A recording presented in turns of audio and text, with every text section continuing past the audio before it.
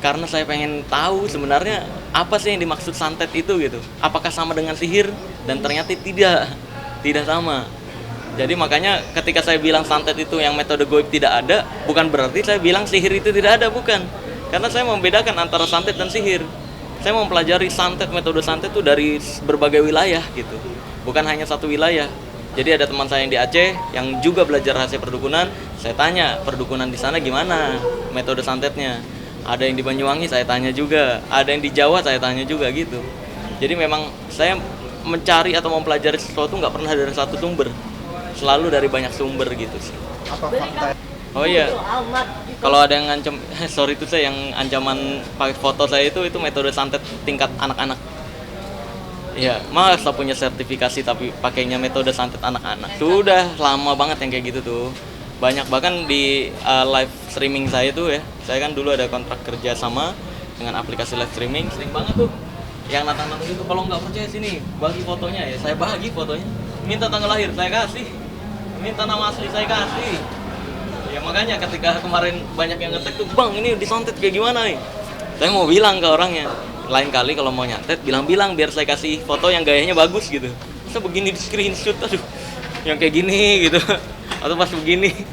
Nanti saya foto, butuh persyaratan apa, saya yang keluar duit deh. Santet saya dong. Ditunggu.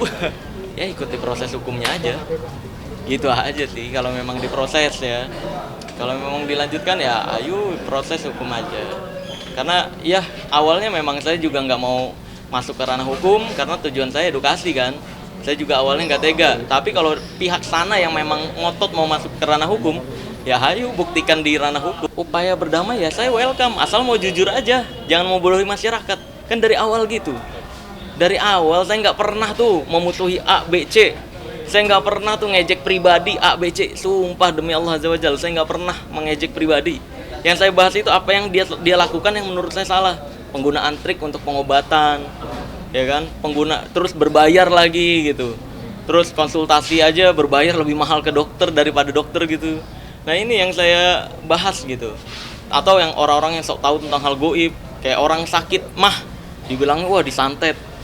Orang usus buntu dibilangnya wah ini nih dikirimin gitu, yang perutnya melendung kan. Iya ini kan parah gitu. Kasihan masyarakat Indonesia.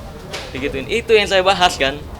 Kalau untuk yang apa? Ada kan di sana fitnah-fitnahannya gitu. Seolah-olah saya menghinanya tuh pengobat tradisional. Kayak padahal apa tuh? Kayak tor syaraf, dukun bayi. Padahal saya nggak pernah bahas itu. Kenapa saya berani ngomong dukun itu cuma ada dua. Kalau nggak nipu cabul gitu kan. Kata-kata saya kan. Ya karena di channel saya itu penonton saya nanyanya tentang, "Bang, gimana dukun santet? Bang, gimana dukun pelet? Bang, gimana dukun yang ngirimin benda?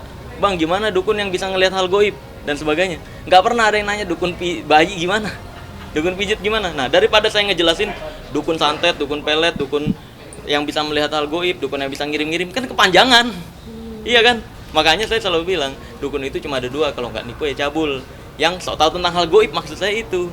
Nah, tapi ada beberapa oknum yang Dukun yang sok tahu tentang hal goib semuanya begitu. Silahkan buktikan kalau memang beneran tahu hal goib. Bisa ngirim santet, santet dong. Kalau emang jobnya sepi, pakai penglaris. Gitu dong. Malah lapor polisi. Aduh. tapi dari kamar sendiri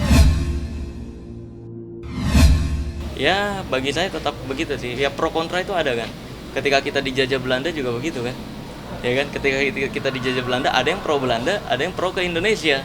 Nah, begitu juga dengan hal ini gitu. Ada yang pro ke masyarakat, ada yang pro ke dukun.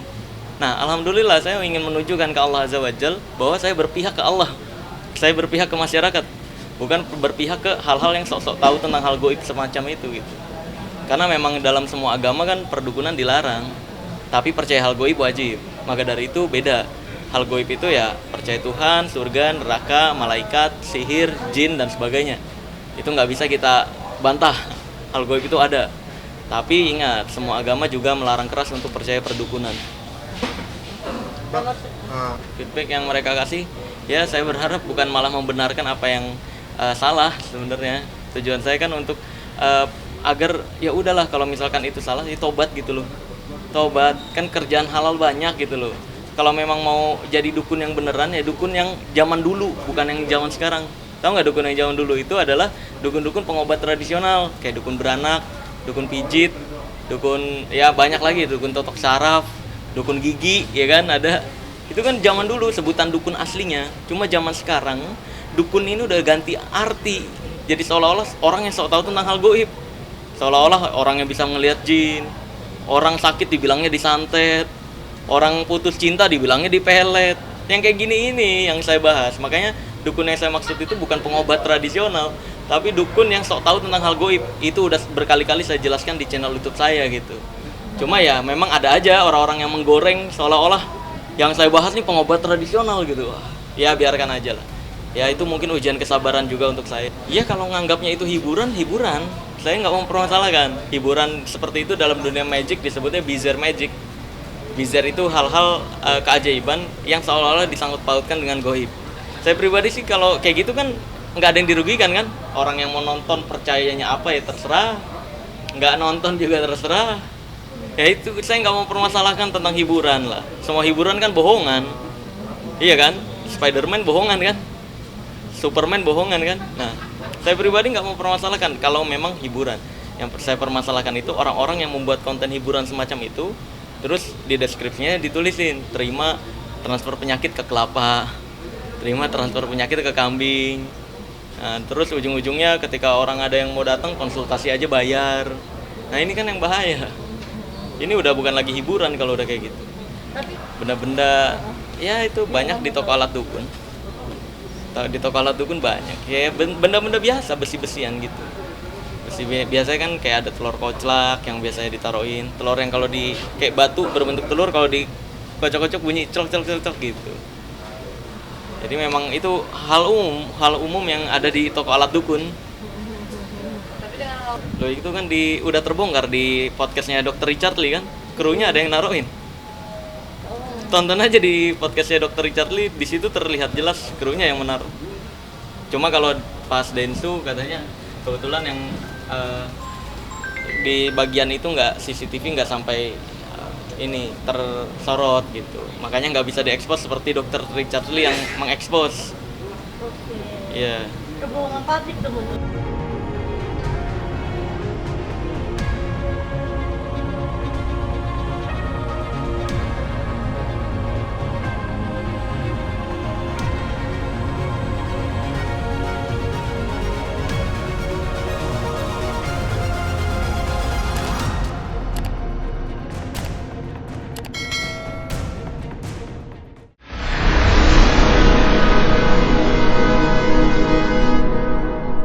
Jadi jangan lupa untuk subscribe Cumi Cumi. Ditekan ya tombol lonceng merahnya.